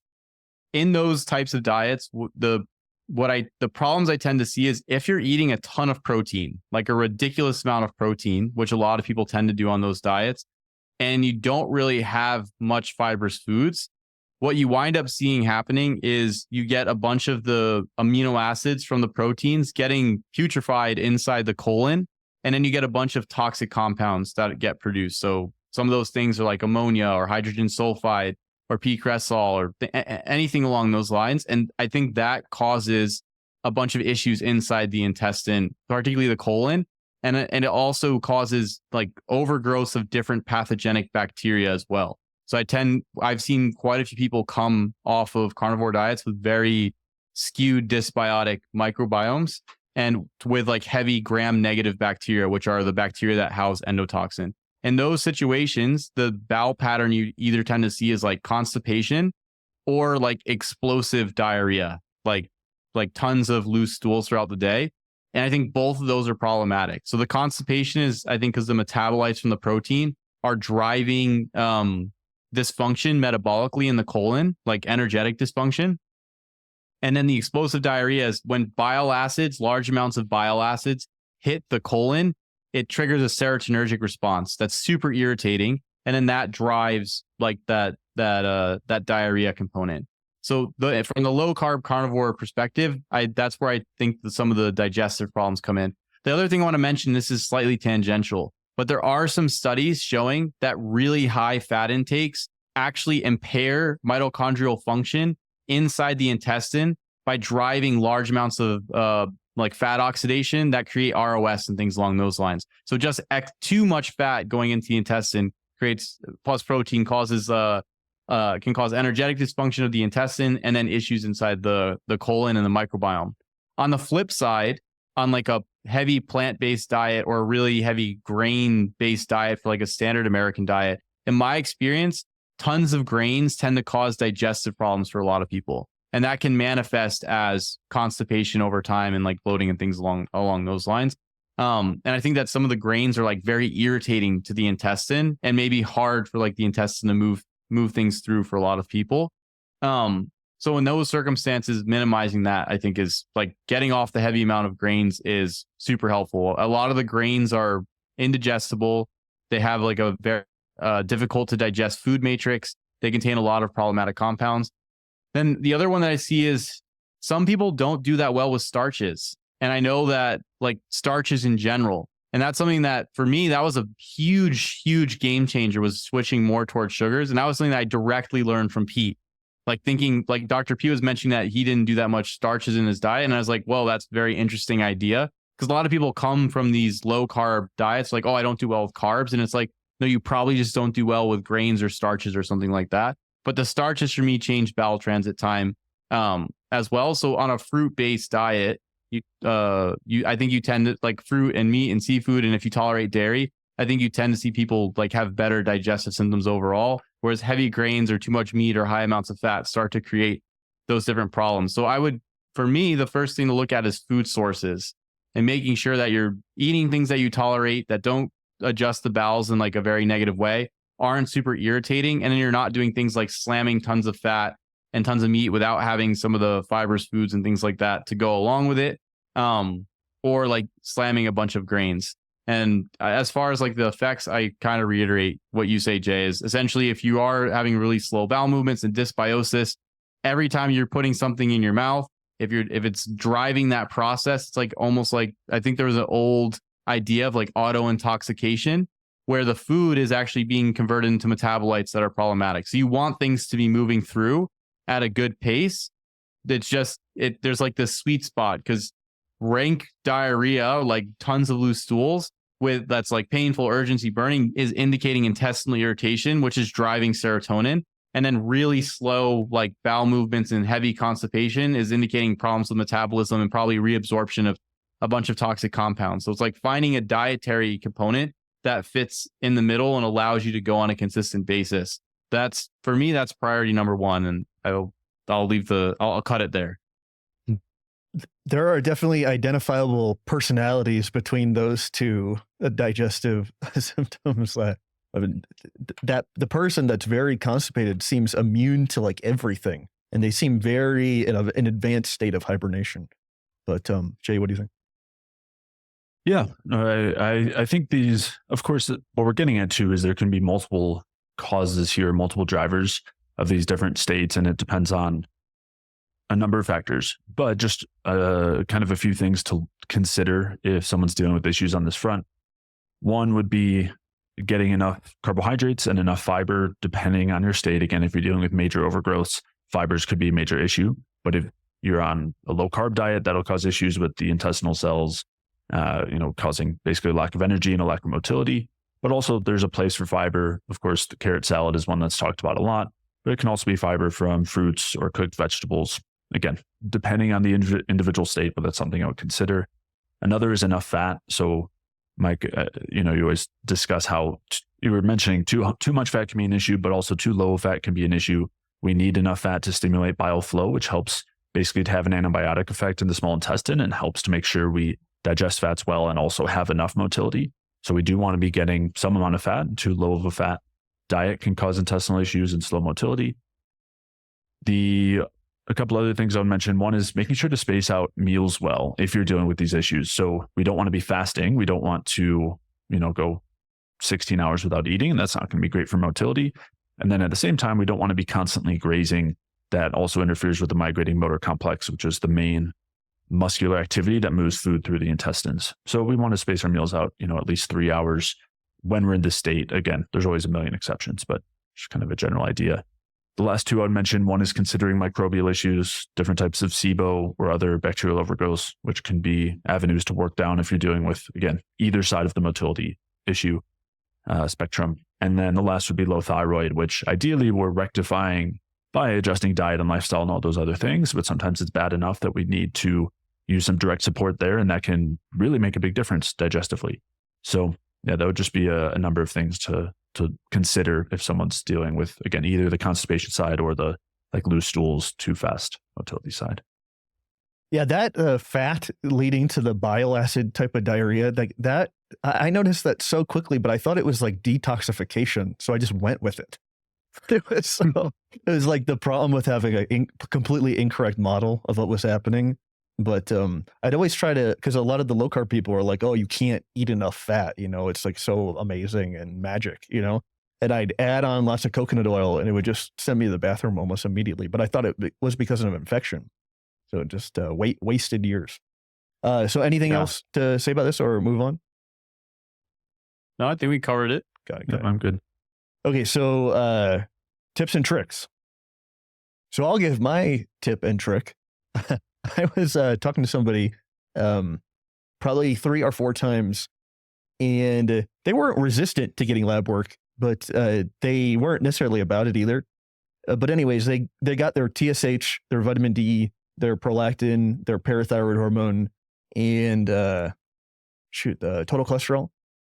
Anyways, getting those was extremely valuable for this person's situation. Their cholesterol was like 450 or something, which isn't the highest I've ever seen, but it's definitely up there. And so we were talking in like hypotheticals, the first few calls, but I thought this was such a good call to action and suggestive of what to do. And so I'm not saying lab work is perfect. It is highly fallible, and I don't think they should be treated like something that's perfect, but it can't, identifying a low vitamin D, identifying a high cholesterol, which is usually suggestive of lower metabolism, it's really valuable in this situation. And we weren't spinning our wheels the first few conversations, but it definitely would have helped to have this even earlier. And so I would say getting those basic lab tests, which I think the lab tests that I listed off are like $70 at merrickhealth.com, no affiliation. I think it's just it's a no-brainer, and it can like a person could go get those lab tests and they could learn things that they would not learn spending a month on forums and groups. You know what I mean? Like it would be empirical information about their own body, and it would just be so much more valuable than talking with somebody or anything like that. So I highly encourage getting lab tests. Mike? That's a great one. Another thing I would just tack on there real quick is just because your doctor does a panel and says everything's fine does not mean that there's not things that you can determine from looking at that lab work, because a lot of times not only do they miss things, but also they're not looking for the right things. The ranges are ridiculous and things like that. So, well, just to piggyback on that, I had an old lab test that the TSH was 3 and I think my cholesterol was like 260, and the doctor wrote good like all over it. And I was going to him because this was like so long ago. This was like 2007. And I was like, I was literally going to him because I was so cold. And he just signed off on 2 suggestive markers of a metabolic hypofunction. But continue, Jay. No, that was it. Go ahead. I think I had some really weird experiences with that, where like I've gotten somebody's labs, and so say for example, they're like have diagnosed hypothyroidism, and I get their labs, and the only thing that first of all, the doctors don't want to look at T3 or T4 values. They only want to look at TSH, and they don't want to look at reverse T3 or anything like that. And then the person comes back, they're on thyroid therapy. Their TSH is like, 1 point something with their levothyroxine, their T4 monotherapy. And then cholesterol's high, but like T3 is at the absolute bottom of the reference range, and in reverse T3 is high, and then cholesterol's high, and then the recommendation is a statin. And it's like mind blowing, because it's like the thyroid therapy is not working, and they have all the classic symptoms, right? They're cold, it's a woman, she's losing hair, like things like that. It's like she has a thyroid issue. Like the thyroid problem has not been solved just because TSH is now less than 2. No, Mike, she has so a like statin things like deficiency issue. Yeah, statin deficiency. Yeah. And that's the thing. Like the idea that if it's in range is fine is like every time, like if I'm looking at labs with somebody, I'm talking about like quartiles of ranges. Like what quartile of the range are you in? And then like the other thing is a lot of times what I see is doctors look at singular values.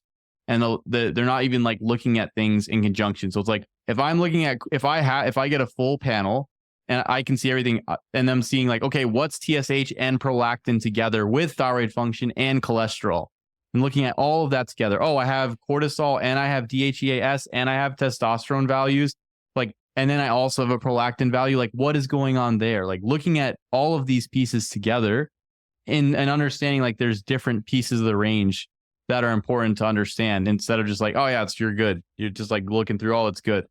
It's like there's been like glaring problems that I found in lab work that people's like even functional medicine doctors, like they do all the testing. They literally do all the testing and they don't interpret it. It's like I'm doing it. It's so expensive to do the gut microbiome and the NutriVal and all the hormone testing, and then you don't even read it.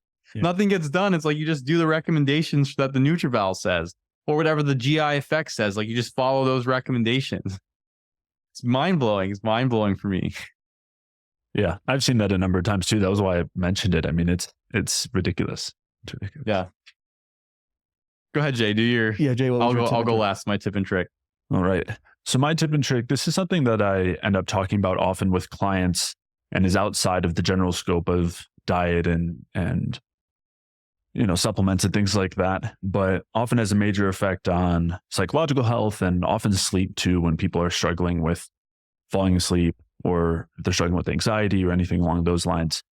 And I also just think it's something that in general is important for health and a healthy mindset. And that's taking time during the day without stimulation.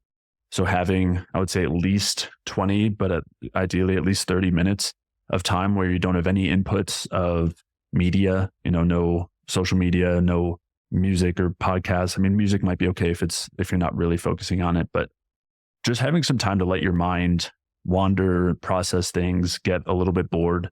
I think in the modern era of technology and whatnot, it's something that we are really deprived of. And for one, I think a lot of times what happens is we don't have that. And then someone goes and lays down on the pillow at night to go to sleep and their mind's just racing. And there's a number of reasons for that, but I think this can be one of them. And I think it's something that also can be something that really boosts creativity and thoughtfulness, and just allows you to reevaluate things when you have time and space for your mind to wander and process. And so, yeah, that's my tip is some time without stimulation. I think some good times to do it, maybe in the morning, like if you can keep your phone off for as long as possible when you wake up. I think anytime you're doing like chores around the house, turn off the TV, turn off your phone, whatever it is, and take 30 minutes while you're doing the dishes or something to just get a little bit bored and work through that initial phase and kind of let it happen, even though it's a bit uncomfortable, and see what comes out of it.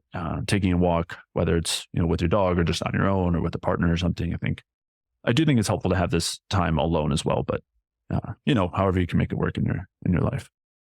Brilliant. Yeah. Really good. Yeah. Yeah. I don't have too much to add to what you said, Jay, but I'll bring my tip and trick. So mine's more of a mindset type of thing. Something that I run into with a lot of clients is the idea of like talking about what discipline actually is. And so the general idea that I see with people around discipline is they tend to think that say they're setting up a diet or they're doing supplements or trying to like follow through on something they set out to do. It's this idea I have to grit through, bite my teeth down and move forward and just like ignore all these other things and just keep going. Like that's what discipline is. And in my experience, that is actually not effective. Like just trying to willpower through it or be motivated for it. I find that's actually like the least effective way to think about it.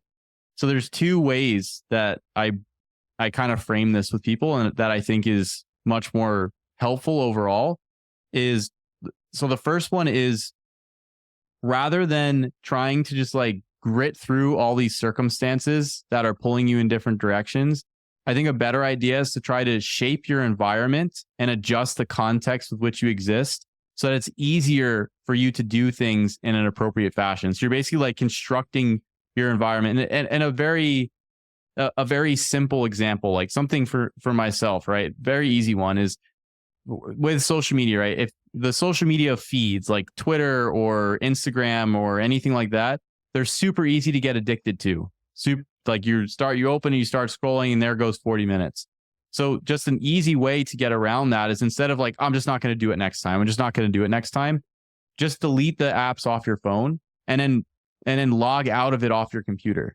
And so what happens is, in my experience with humans in general, is if there is a barrier to doing something, then you have time to make that decision. And then you're also less likely to do it. So if you have if you're setting a goal that you don't want to spend all this time on social media, just as an example, I'll give a better one after, but this is the first one that came to mind. Then what you do is you make it harder to use it. Instead of just thinking, not going to use it. It's there. I'm just not going to use it. So when you're starting to like log in and go through the process and it's super annoying, you're like, yeah, I shouldn't do this anyway. And it's easier to put it down. Another example is around foods. If you're starting to adjust your diet and you want to incorporate healthier foods or things along those lines, instead of just like having all this, a lot of people when they first start, they have a lot of like junk type things in their house. If you get rid of that stuff and you replace it with like, don't just get rid of it and not have anything, but replace it with other things that are feasible and that you like and that you will actually eat.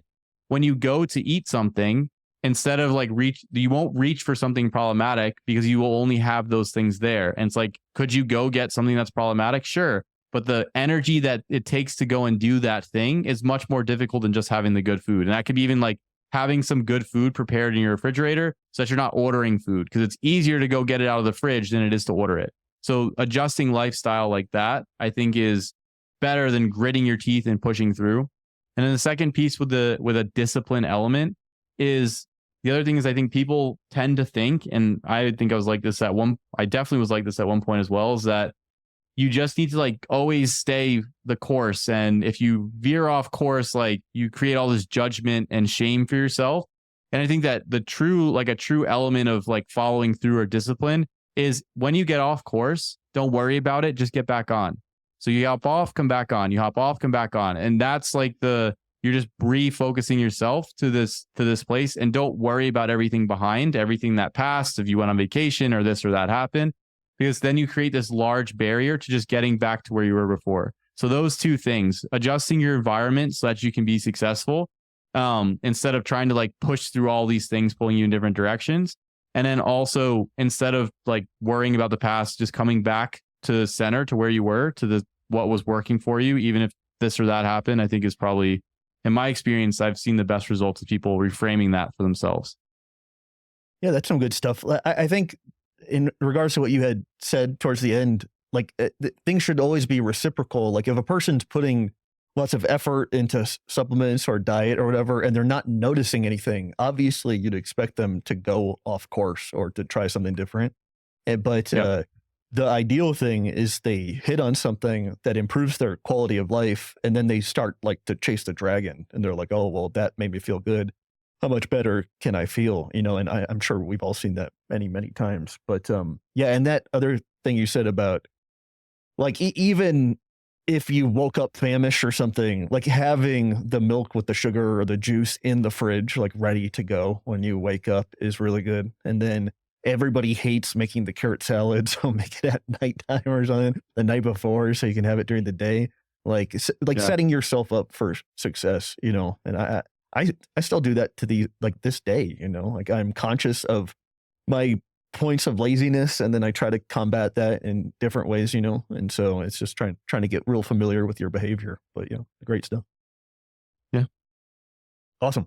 Okay, so let's last segment of the day, we'll go into bad takes, and this is Alan Aragon talking about why seed oils are not a problem. And here he is on the FS podcast. The people who blame seed oils for the ills of humanity are relying on rodent data at best, and they're ignoring human health outcome data. That is probably the biggest issue against the people who are scaremongering against seed oils. Let's talk about this in an organized way, because we can't possibly say all the seed oils are just bad, right? Lump them all together. So which seed oil is the bad guy? Canola oil. 90+% of the data, all of it's positive with respect to canola oil, from the controlled stuff to the observational stuff, all in humans. Sesame oil, oh my God. Do a PubMed search on the health effects of sesame oil. Try to find something negative. It's all positive. Nuts, for example. Try to find research showing negative health outcomes of nut intake. But let's not make it complicated and say it's multifactorial. Yeah. Let's think of something much more simple. How about seed oils? When in reality, it's the context, it's the ultra processed food, the vehicle of those seed oils that's getting you. So Jay, what are all the problems here? I need you to listen. What's getting us, Jay? What's getting us? So the first argument he makes is that we can't lump all the seed oils together. And, they're all individual. We have to consider sesame oil versus canola and all these things. We can't just lump them into one category and say that they're good or bad. And so I think the first part is that there are a ton of similarities between the seed oils, which is that they're extremely high in the polyunsaturated fats and specifically the omega-6s.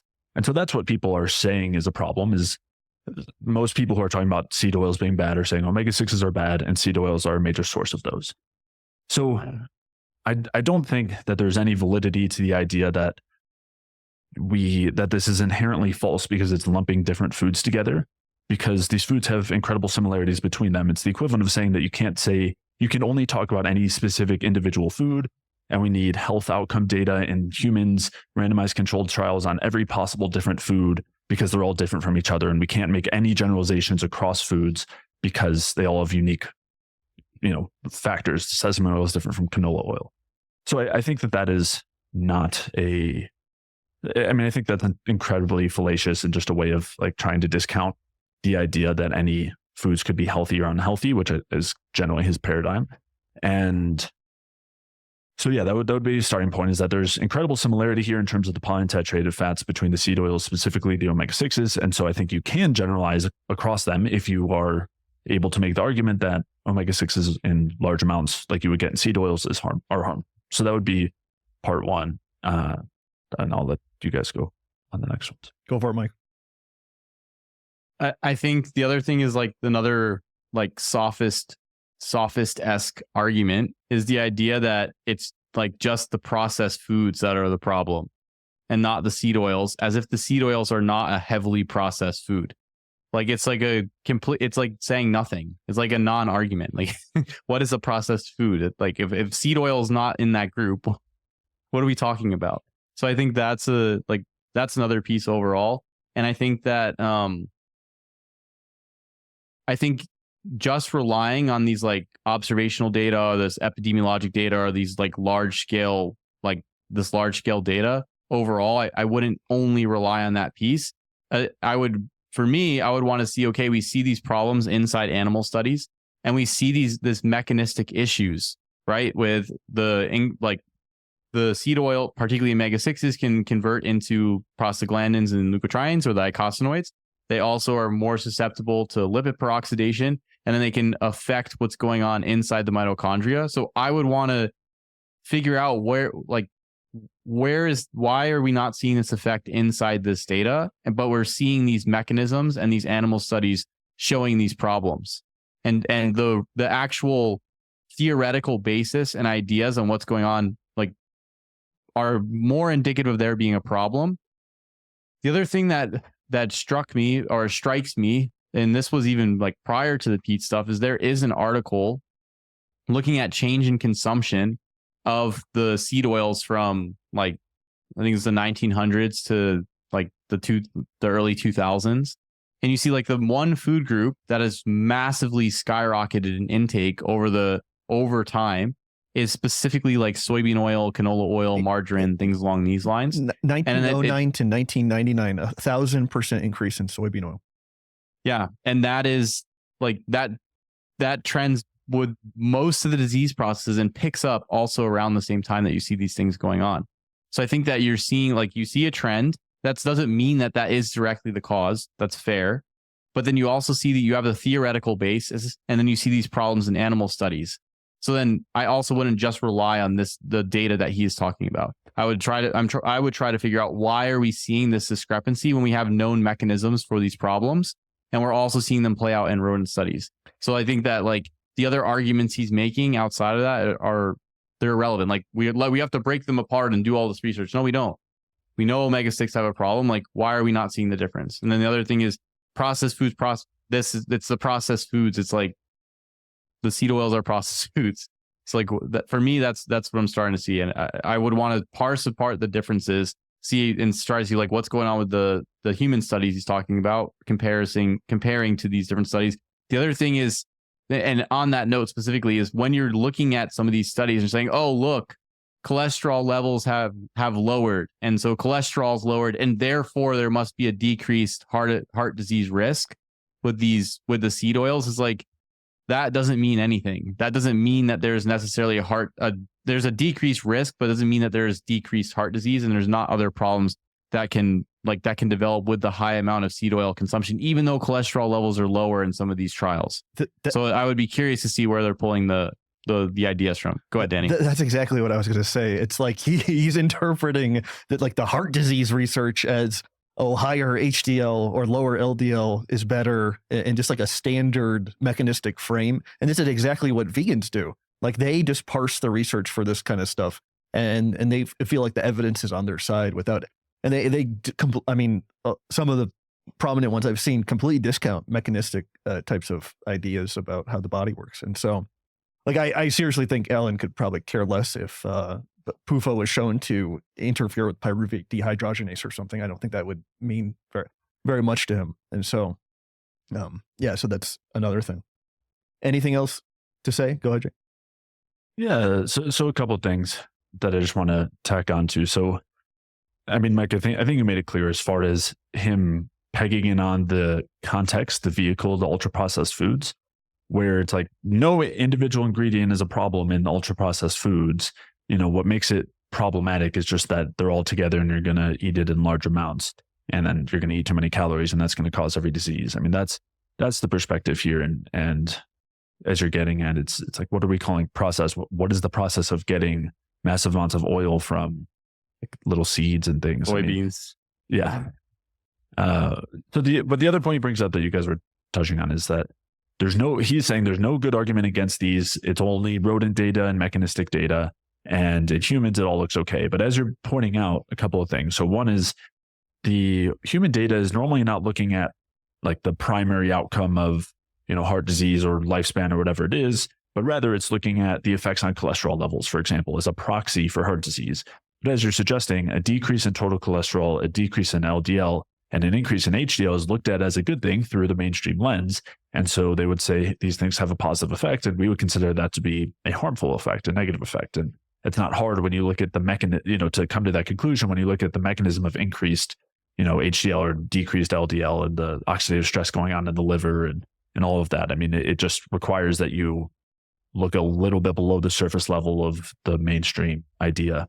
And again, and I don't like when people point to this as a primary argument, which is industry funding and the goal of these studies. But in general, there's a huge incentive for research to support polyunsaturated fats being beneficial and to be against saturated fat. And that's that it's the industry standard and goes alongside everything else that is pushed by that industry, both food and pharmaceutical. And so that's another huge component here, is there's a major bias to suggest that these things are not harmful from the mainstream view. And then again, in contrast to the idea that in order to say something is good or bad, we need to have a plethora of human data looking at that individual food over the lifetime of a human, something that we really don't have good data on for anything. It's an incredibly difficult study to do. We have to use animals like rats or rodents, which are very, very similar to our physiology with certain key differences that are important in certain instances. But for the most part, you can translate what goes on in rodents to then what's going to go on in humans. And you can look at a change of a diet over the entire lifespan of an animal, and you can manipulate diet to a much greater extent and do a lot of things that you can't do with humans. So it's really valuable data to be considering rodent and animal data. I don't think it should be ignored at all. And the other thing that we were talking about too is the mechanistic data. And it's true that it's going to be much harder to find a study, or it probably doesn't exist, where you have somebody for 50 years who was fed very high PUFA versus another group that was fed very high saturated fats. Just one specific seed oil, right? We have to look at just sesame oil or just canola versus some particular saturated fat. And then we can only draw a conclusion between those two foods. We can't draw conclusions with anything else. But what you can see in humans is things like lipid peroxidation from polyunsaturated fat consumption. You can see that. You can see those markers. You can see the oxidized polyunsaturated fats in plaque in arteries.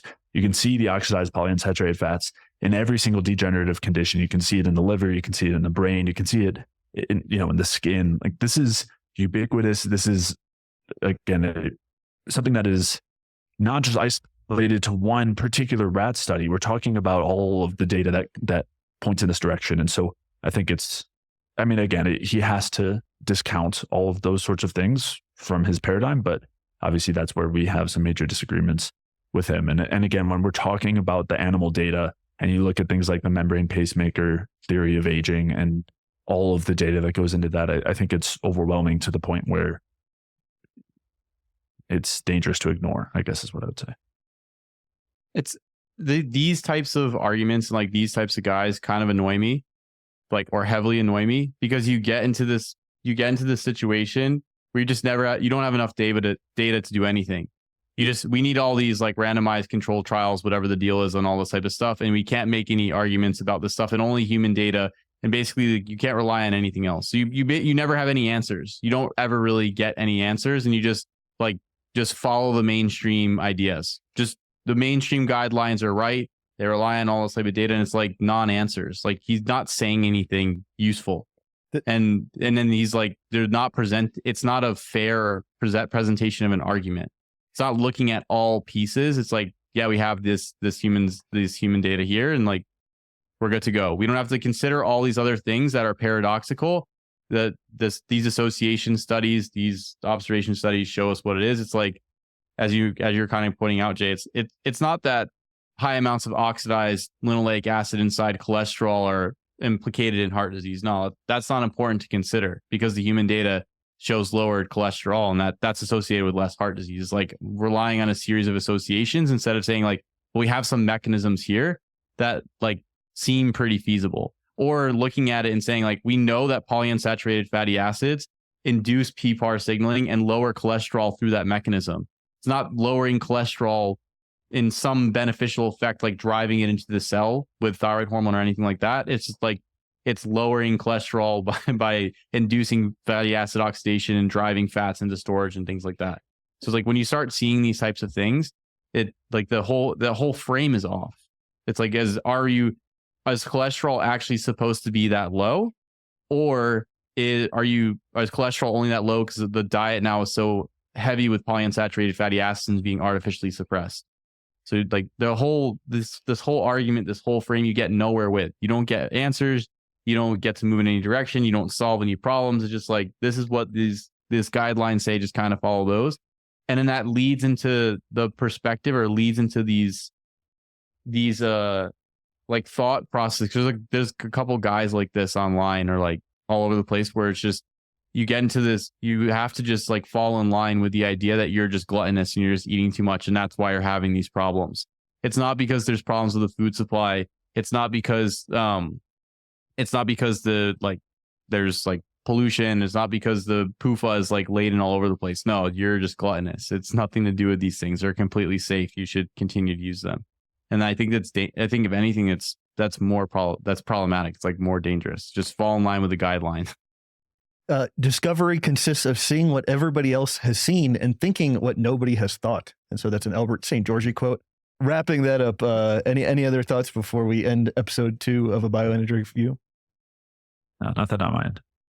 Nope, nothing for me. Okay, Mike, where can we find more of your work on the internet this week? You guys can find my work on mikefave.com, and you can find me on the Energy Balance podcast with Jay. And Jay Feldman. My website is jayfeldmanwellness.com. And yeah, Mike and I do a podcast called the Energy Balance Podcast. Find me on t.me/DannyRoddy and DannyRoddy.substack.com. Appreciate you guys. Thank you so much. We have an amazing audience. And thank you for subscribe to this channel and give us a like if you feel compelled to do so. We appreciate you guys, and we'll talk to you soon. Peace out.